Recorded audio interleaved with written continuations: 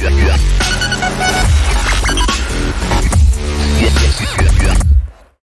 everybody and welcome to Forever Rugby on Forever Sports. And wow, what a brilliant way to start Super Rugby Unlocked Week 3. The Stormers have just completed an epic comeback where they came back from being 57 to 14 points down to win the match 42-37. Brilliant game of rugby, brilliant comeback from the Stormers, a brilliant first half from the Pumas, and what a night, really. Before we go any further, please do consider subscribing. Bottom right hand corner, please do click the subscribe button. Smash the like if you enjoy this type of video. Jump in the comments, share it with your friends. Please do all of that. So let's get into it. So after a frantic start, really, I mean, at 10 minutes, it was already 10-7 to the Pumas.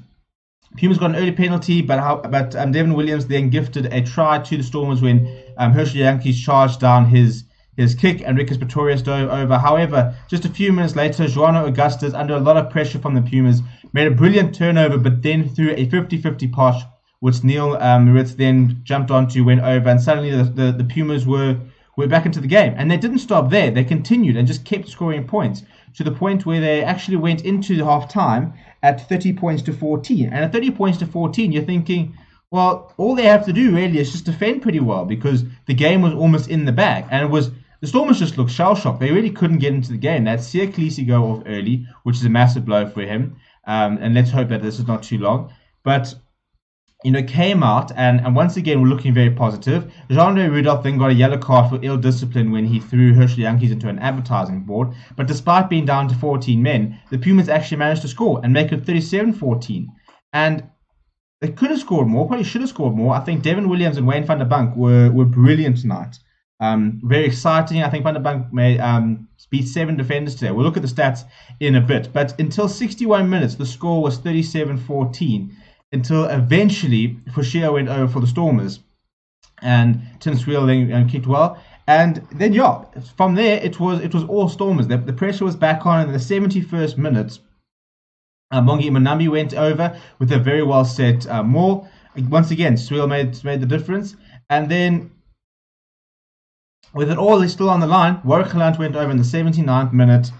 And Sweel kicked 6 from 6 again, so to win the match. And the Pumas will be absolutely kicking themselves. It was a game they could have won. It would have been such a big statement. Imagine the Pumas beating the Stormers, after their victory last week against the Griquas. And what you will say is that Jimmy Stonehouse team is often like this. Very, very good, very talented, sometimes kind of a bit short. But if you look at the difference in quality of the two teams, a fantastic performance by the Pumas. But you have to give credit to the Stormers, who in the first half did not play well at all, but stuck to their guns, kept it simple, and got over the line at the end. And, you talk about big players standing up in big moments. And, Tim Sweel was very good. And Warwick Gelant scoring the try at the end was a fantastic try. Bongi and Mbonambi put in a huge shift. So, yes, a very poor performance in the first half by Stormers, but any team that can turn around that sort of deficit to get the victory deserves a lot of praise. And the Stormers do. And if you look at the stats, so we'll go here to the match center and have a look at some of the stats. So some key stats: Pumas scored 4 tries to Stormers 6. I think the interesting one is the tackles, where the Pumas made 94 tackles to Stormers 110, but a lot of missed tackles. And this is what we're talking about when we say that it's still quite sloppy. 23 missed tackles by the Pumas, 16 missed from the Stormers, and a lot of turnovers. 15 turnovers in total, 5 from the Pumas, 5 won by the Pumas, 10 won by the Stormers. So, it's still not very sort of clinical. You look at some of the set plays. The Stormers set play wasn't. The Stormers lineup wasn't 100%.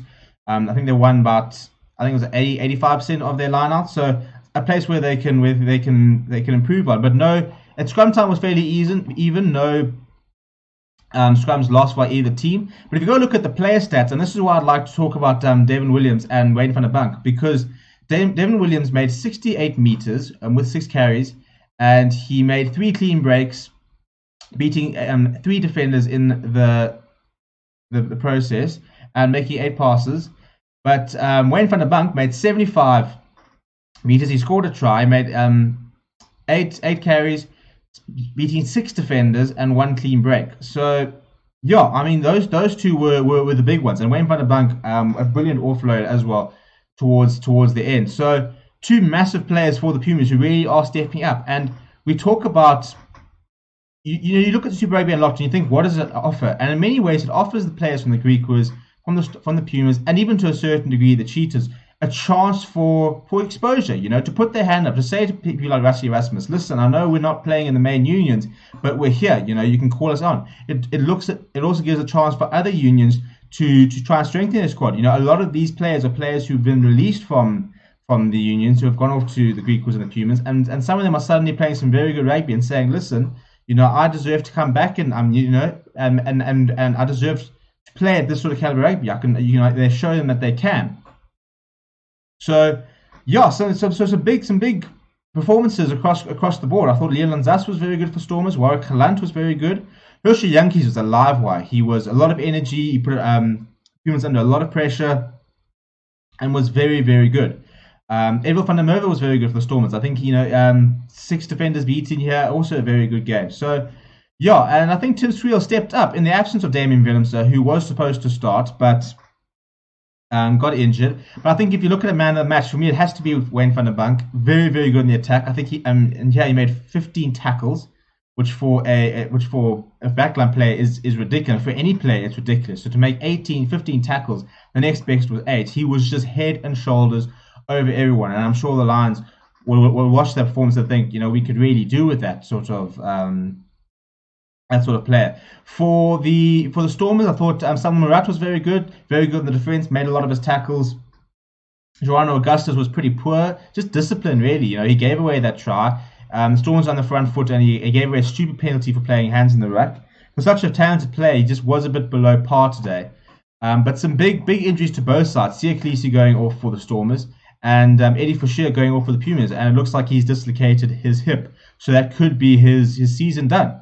So yeah, some big injuries, and again, still not polished rugby, but this is what we want to see. Rugby that's on edge, teams that don't give up. We're talking about an 80-point game here, and what more can you ask for? So if that's the way we're going to start the weekend, then we're in for a fantastic ride. Please do consider subscribing. Bottom right-hand corner, smash the like as well. Jump in the comments. Let me know what you thought of the match, which players impressed you, and all of that in the comments as well. Thank you very much for watching. Obviously, reactions for the 2 games tomorrow. Lions taking on the Cheetahs, Bulls taking on the Sharks. The Greeks have a bye this weekend. Thank you very much for watching. My name is Stephen Pettit for Forever Sports and Forever Rugby, and I'll chat to you very, very soon.